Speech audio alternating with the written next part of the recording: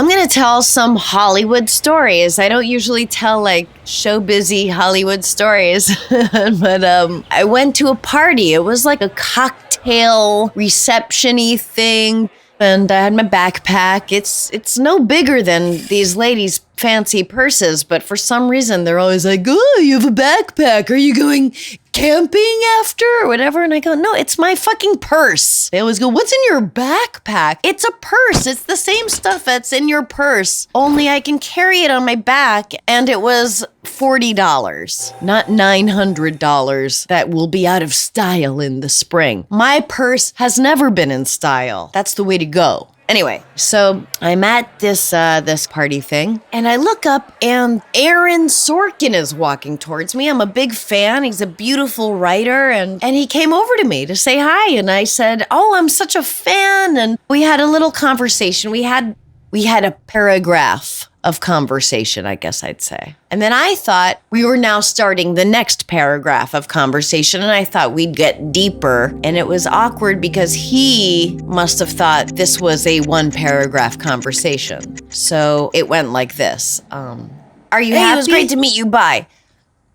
So that was awkward. And then I was just kind of standing alone, and I looked over, and there was Timothy Oliphant, and he's from Deadwood, and I loved him in Damages. And I went over to him, and I said, "Hey, I'm a huge fan." And he said, "Yeah, Sarah." And I said, "Yeah." And he goes, "You don't know me?" And I said, "Of course I know you. You're in Justified. You're a brilliant actor." This blew my mind. So when I was 19, I lived in New York City. I went to New York University for 1 year, and I was working at this comedy club, and this Timothy Oliphant was the barker right outside of the club, and I had no recollection of him. I am so good at not knowing how show business works and just getting totally lost in television, so much so that I recognize people from television that I actually know in life and don't remember them from life. Oh my God, John Hamm is an old friend. He was a cable guy in an episode of the Sarah Silverman program. And my favorite thing about it is, so he's wearing a patch. And then there's a little saying at the bottom of the patch. It says Schraub Cable. And then in letters just small enough to not be able to read on TV, it says, "Eaten all the pussy since 92.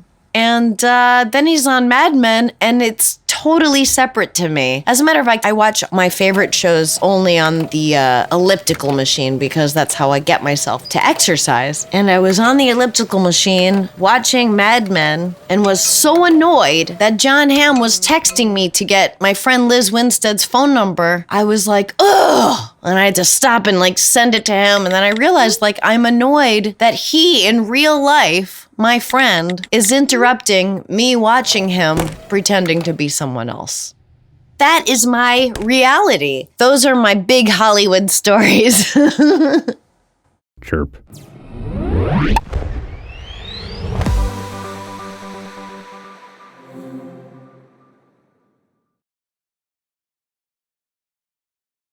Bigger than these ladies' fancy purses, but for some reason they're always like, "Oh, you have a backpack. Are you going camping after?" or whatever. And I go, "No, it's my fucking purse." They always go, "What's in your backpack?" It's a purse. It's the same stuff that's in your purse, only I can carry it on my back, and it was $40.